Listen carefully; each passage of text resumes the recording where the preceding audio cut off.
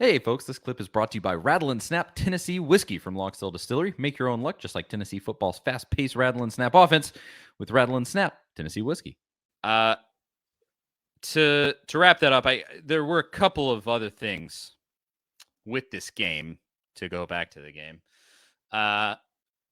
We mentioned during halftime, Cooper Mays. Clearly, the offensive line didn't really struggle today. But how impactful do you think that is? Per se, he's out through Florida. Now, the conventional wisdom is he will hopefully be back by Florida, but he hasn't been practicing. And so you don't know. Hopefully he gets back to practice very, very soon and will be ready. But let's say he's out. What you watched today, how much does that concern you? Well, it's hard to tell because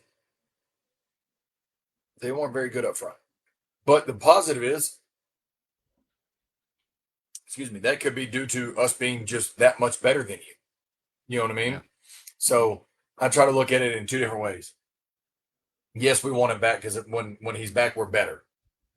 But if he's going to be out, I'd rather him be out both the first and second game so we can get some experience. You know what I mean? We can get the reps that are going to be meaningful to play. So ideally, yes, he's back, but at least our O-line, if we have to play without him, is getting the reps with the team that's going to play, or the five guys are going to play, rather than going, oh, crap, it's Florida week. Now he's out. I completely agree. I mean, this goes to this was just a perfect situation. You steamroll Virginia, you didn't have any trouble, and you're getting pretty nice reps for dudes that you really need to get experience in to be ready. Exactly. Because I don't know of any team recently that's went through the same season with the same five offensive linemen playing in the same five positions all season long. O-line is crazy physical. You're going to get nicked up and banged up. So you need 7, sometimes 8 O-linemen ready to go at any moment. So it's not ideal that he's not playing, but it helps if he's not going to play against Florida that he's not playing right now. Yeah. Question from the comments. Jarrett said, any news on Squirrel? I didn't see anything. He went down and just kind of laid down. He wasn't grabbing anything. He just kind of laid down what's the word? Like supine, whatever, just flat on the ground. Mm-hmm. And then you couldn't, I wondered if he just got the air knocked out of him. And then Tennessee was already up by enough where Heupel was just like, they were probably like, yeah, you're good. No more. Yeah. We're good for the day. Let's not risk it. Hopefully that's the case. Heupel will be asked about it this week, I'm sure. Will he answer? Probably not. But no, the Mango said I saw him with his helmet on. Mango said he thought he came back in. I don't know that I saw confirmation. There was a chance Colorado was on the TV at that time. I definitely did a decent amount of flipping back and forth there in that second half. Not gonna lie to you. But otherwise, let's wrap it up with this. Everybody always wants this from you, Crump, as you were a quarterback at the University of Tennessee. Joe Milton's performance today. Give us your assessment overall. Oh, I mean, very solid.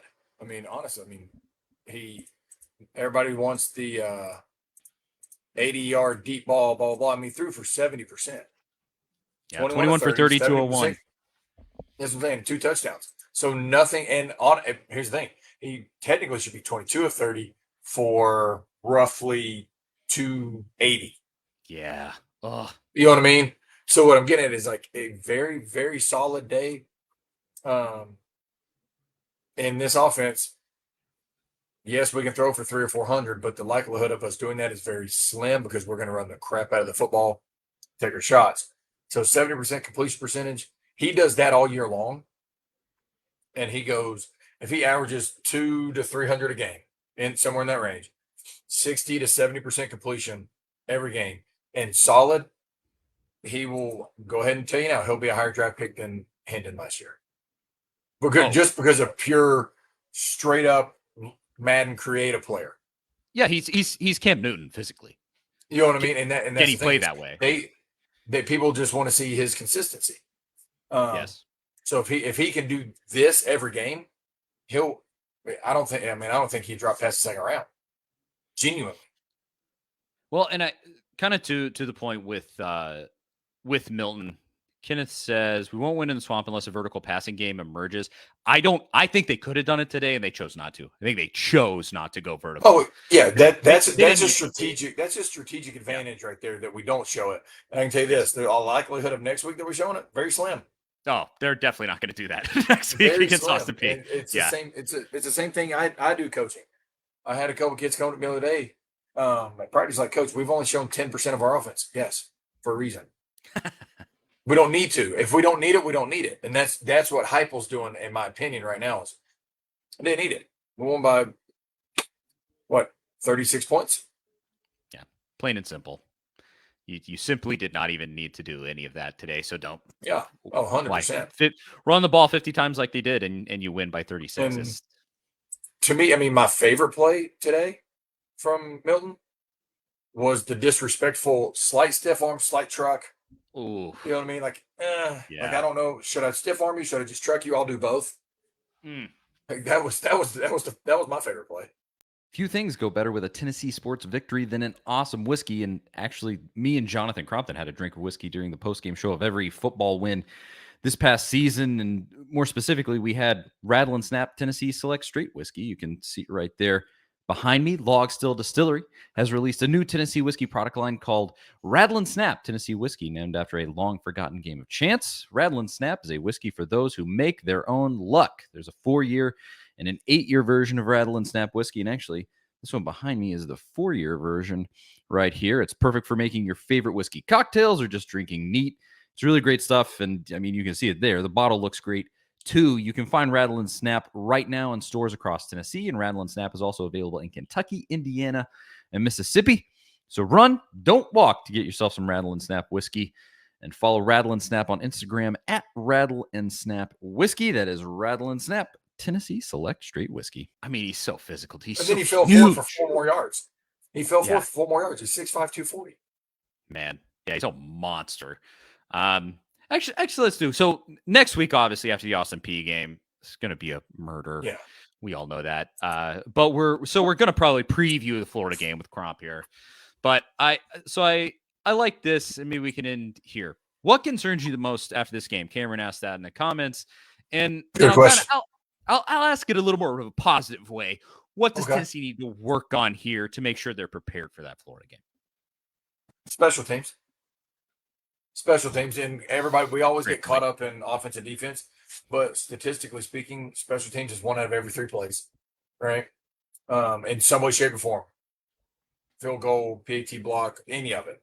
So, to me, we need to make sure we're shored up on special teams, make sure we're shored up on our punt coverage, our kickoff coverage, that type of stuff, because that quickly can ruin a game or ruin the momentum of a game.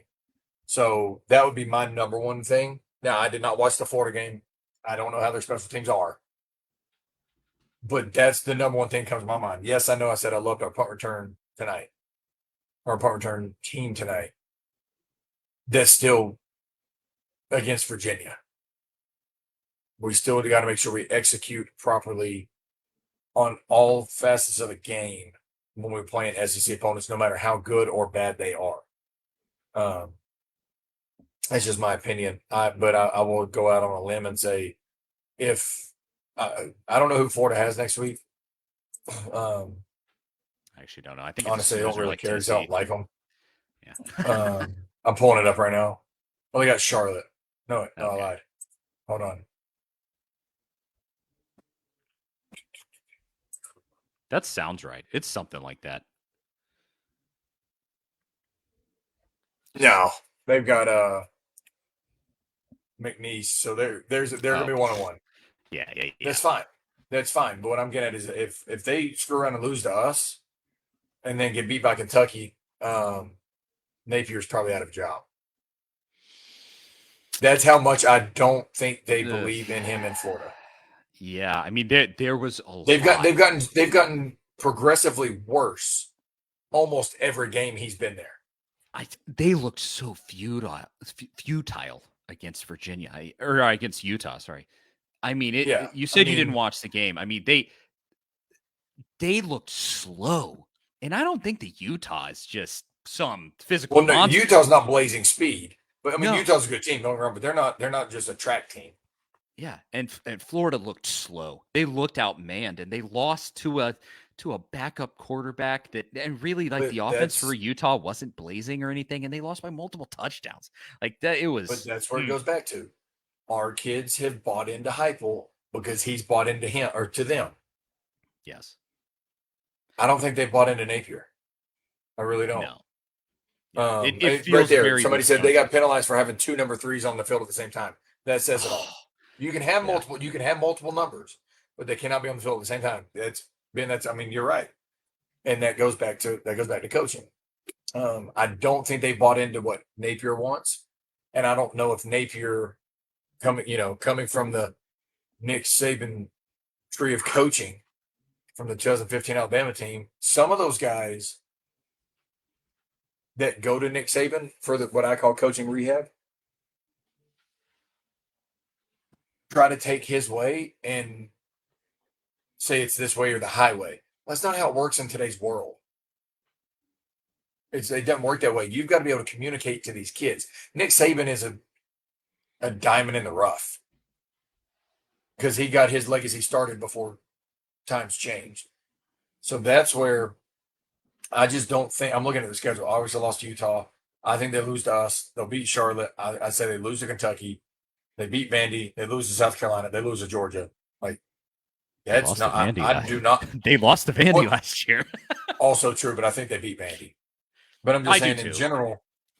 I mean, through 8 games, I'm going to say they got 1, 2, 3, 4. I think they're going to be 3-5 through 8 games. And I could be wrong, but that's what I realistically see by just. They don't look like they're bought into each other and gel together like Tennessee has. Yeah, Ben says Napier looked dejected, like he knows it's a wrap already. I completely agree. And I think it very well may be. Yeah, we've just seen. I mean, Tennessee fans know we've seen that look on our sidelines. Yeah, we've seen that look from coaches. I just don't know. I don't know.